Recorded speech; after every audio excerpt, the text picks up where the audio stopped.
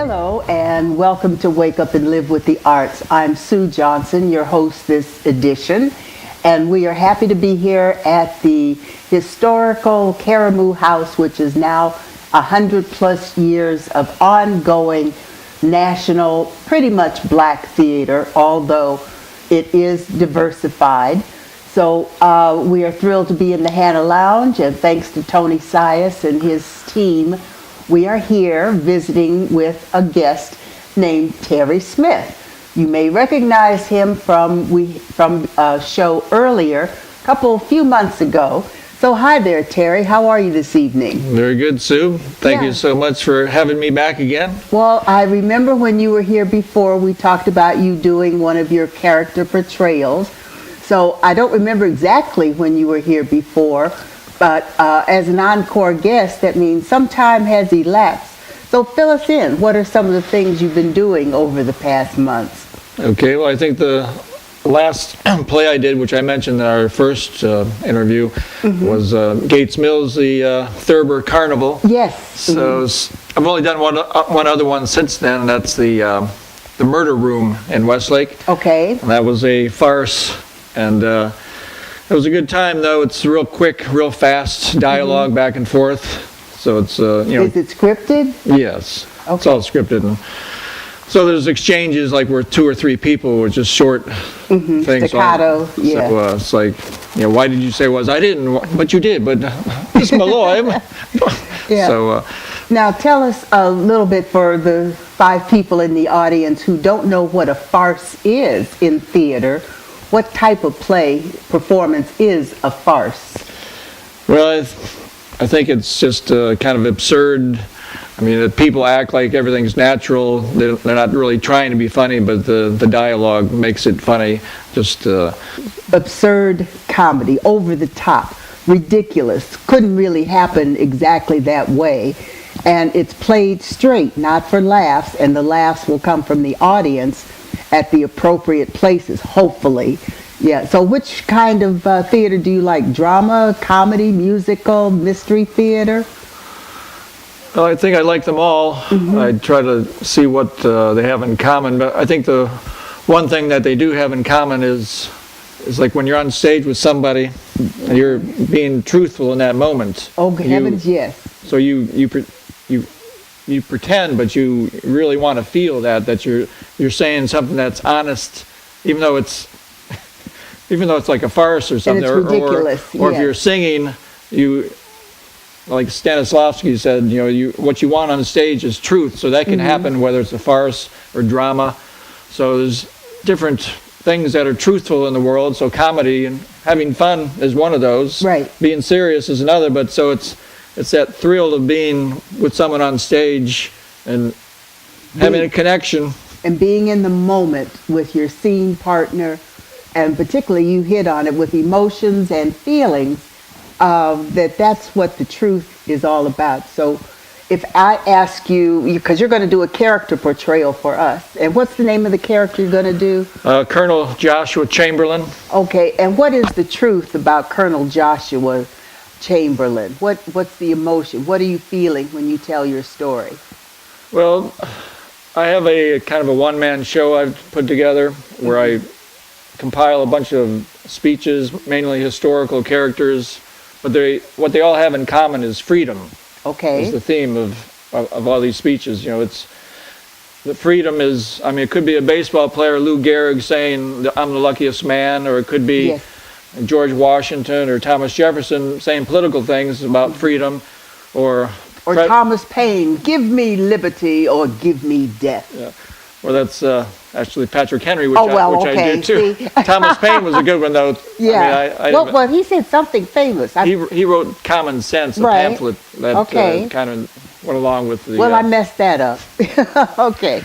So having freedom is that, and so the Gettysburg battle at Gettysburg was fighting for the freedom of those who were enslaved in the South. So when I put myself in his shoes, and what the words that he says, I get a better feeling of why someone would fight, in that instance. So it's about freedom, you got an excellent point when you said you put yourself in his shoes. So you become that character for your portrayal. How did you get interested in doing historical characters anyway? How did that come about? Well, I just, when I'm doing plays, I memorize the lines, but I thought when I'm not doing a play, what's a good thing to do? So, the Gettysburg Address came to mind 7 years ago. It's about all I knew of it. So I looked it up, and it's really just about 3.5 minutes worth of words. So it's not real long, and so it's important. It seems like I guess I was looking for something that's worthwhile doing, and that came to mind. And so I looked into it, and as you go over the words and memorize them, you have to know the context. So it forces you into the history of that speech. What happened at Gettysburg? Why did Lincoln come up to give the address there? And was it a cemetery or a battlefield? It was a cemetery. Cemetery. Okay. I mean, Lincoln came up 4 months after the battle, and there was a graveyard there at once, but then they had an additional part for the new people that had died. So he went there not only to memorialize those who died and who fought there, but also to say to the people there and the nation through newspapers that we're not done yet. The war's not over yet. We still have a lot to do. So that then you relearn that. Probably learned it in school somewhere along the way, but it doesn't really sink in until you really have to say those words. And then when you say them, then when you know what the context is, it gives you more feeling in those words. So. And I don't know if students, I don't think they memorize anymore. Well, there's so many things students in schools don't do anymore. And we grew up in an era, my era, where we had to memorize Shakespeare stanzas and parts of speeches, and so at least the first few lines. That's why I could sort of remember just the 7 years ago, and whatever else comes after that. So what other characters? You do Abraham Lincoln, you do the Colonel Chamberlain. What, you do any other characters? Well, I did the Gettysburg Address, and then I gave that at the Memorial Day Parade in North Olmsted. Okay. And so that went pretty well. And then I thought, well, I just looked at the calendar and said, well, what's coming up next on the calendar? And I'll find a speech, look up a famous speech for that. So like St. Patrick's Day was coming up, so what's a famous St. Patrick's Day speech? And Robert F. Kennedy gave one on March 17th in 1964. Was the first speech he gave after his brother was assassinated. 5 months earlier. So it's not really about JFK. I mean, there's some humor in it, but so that was an example of that motivated me to learn that speech. And well, it's really a long speech, so a lot of these, what I'll do, I'll cut them down, to like 5 or 7 minutes worth instead of the 15, 20 minutes.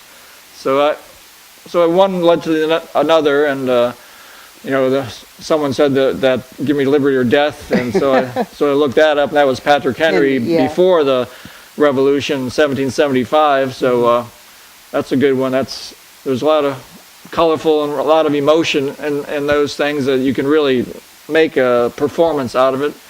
So I go at it chronologically, starting with, I do a little Shakespeare at the front. Okay. Because Shakespeare has a lot of politics built into it, or Shakespeare always uses a political figure, or many times, as the main character, because political figures are usually the most interesting people, and the politics, it's on the front page of the newspaper, so it's usually the most interesting topic, even though you're not supposed to talk about it. I'm sorry. So I just started there, and then going chronologically, Patrick Henry, then the Declaration of Independence, the following year, and a little bit of the preamble of the Constitution, then some George Washington. Then I'll skip up to Lincoln, to Joshua and Chamberlain at the battle, and then Lincoln comes 4 months after that. And then I thought it'd be good to, we're talking about freedom here, and so what is the lack of freedom? People who are enslaved. So I looked at some Frederick Douglass, who was born into slavery in Maryland. He escaped, wrote a book, The Narrative of the life of Frederick Douglass. So, in that, he shows what the lack of freedom really gives you.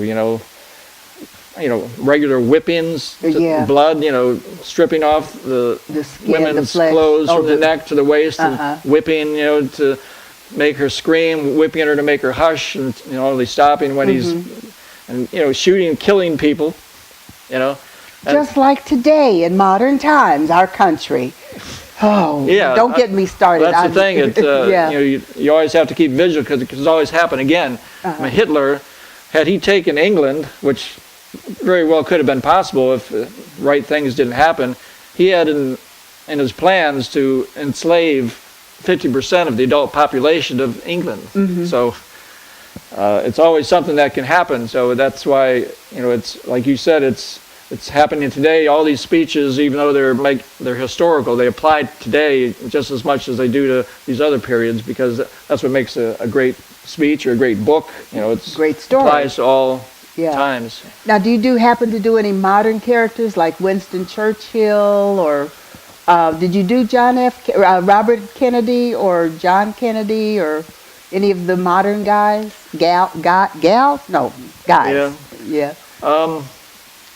I suppose you could do women with the right costume and take off your mustache. I thought about that. I don't know, but the only women's piece I do is the Statue of Liberty by Emma Lazarus. Okay. She wrote it. Give me you're tired, you're hungry, you're poor, you're huddled masses. Yearning to breathe free.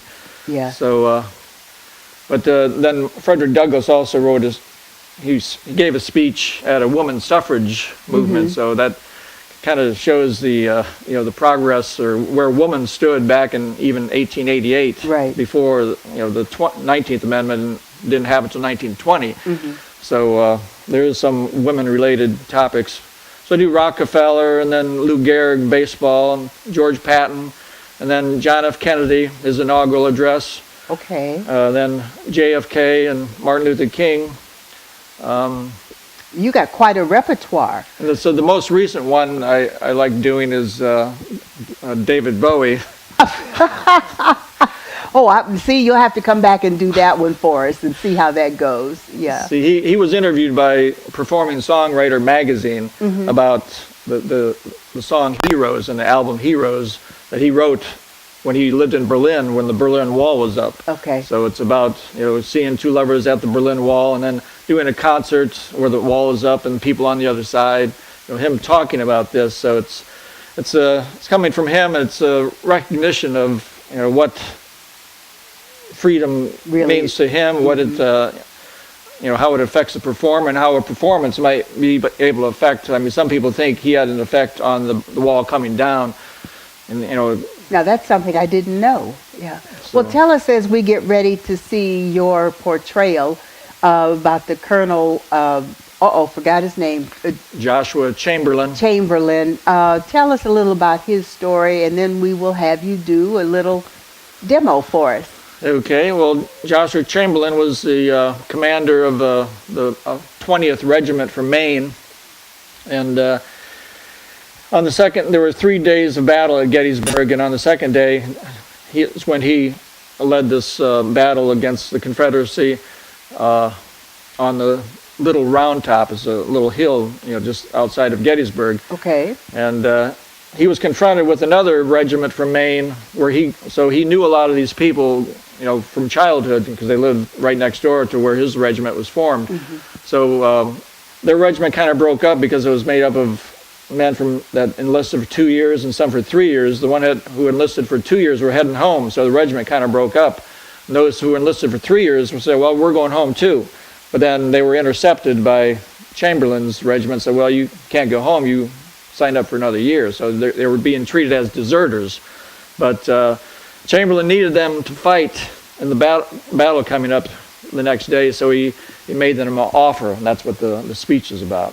Okay, well, why don't we take just a minute, get you ready, and we'll be happy to see you become Colonel Julius Chamberlain. Yes, sir. Hang on.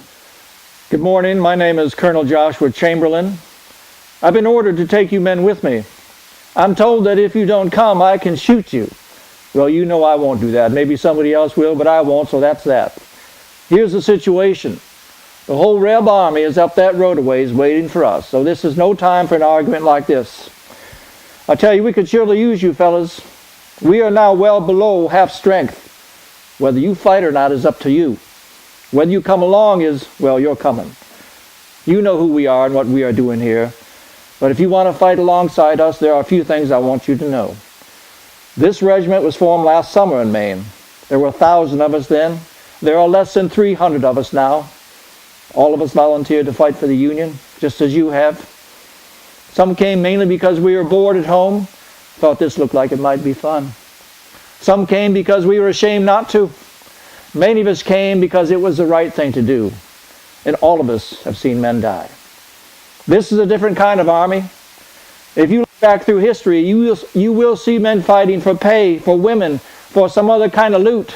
They fight for land, for power, because a king leads them, or just because they like killing. But we are here for something new.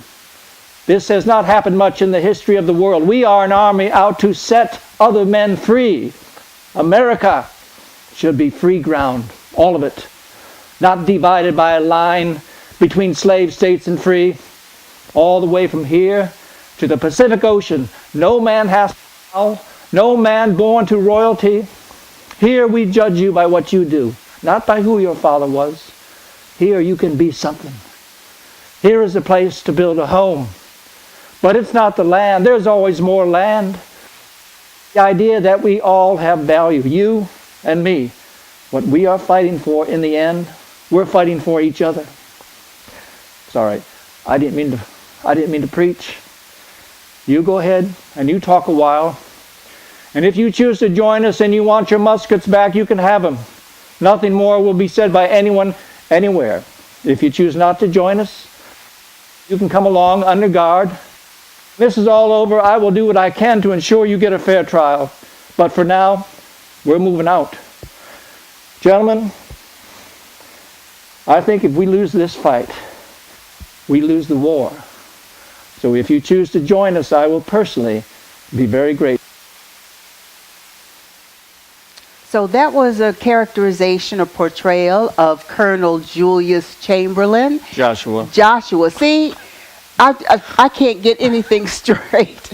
But Joshua Chamberlain in the Northern Union Army making a speech to the troops who were kind of messy at that point. As we begin to wrap up, thank you for that. I liked it. It was great. But how long does it take you to prepare a character?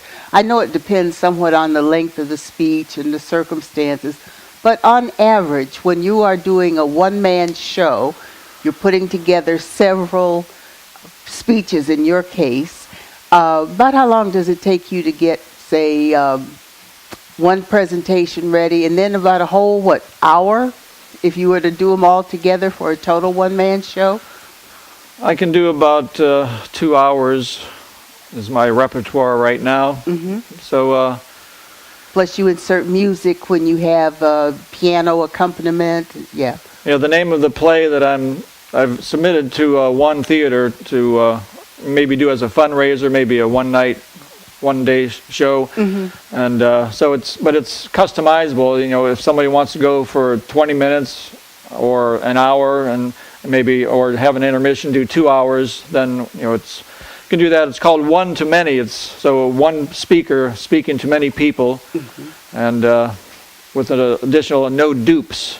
No dupes is kind of a programming term, so I'm a programmer during the day, but it also has meanings for, you know, no dupes, like the speaker's not duped by some other philosophy or, mm-hmm. or politics. These people say things truthfully about freedom and so forth. So there's no dupes, and no dupes, no duplicates even in the audience. You know, everybody's unique. So one to many, no dupes. So it's a back and forth. Many people affect me, and I might, you know, one speaker, Lincoln, might affect many people. Of course. So, yeah.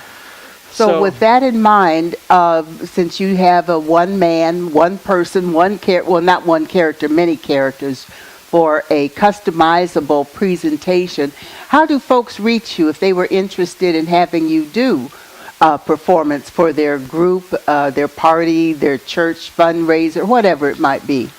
You can reach me on my cell phone, 440-520-3655.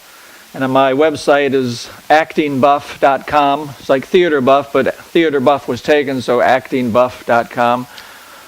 Okay, and that is how people can contact you if they are interested in perhaps booking you or learning more about your characters.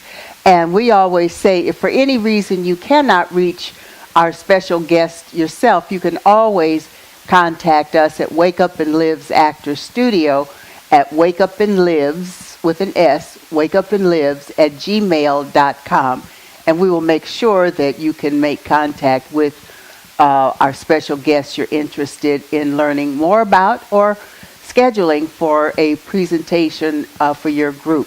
So Terry, I want to thank you for coming in from across the water, North Olmsted, to join us again. We appreciate you, and we'll have to have you back in the future with some more of your repertoire. Well, that would be great. Thank you for having me again, Sue. It was you're more enjoyable to talk with you. You're more than beyond welcome. Okay, darling. Folks, we'll see you soon. Thanks for tuning in to Wake Up and Live with the Arts.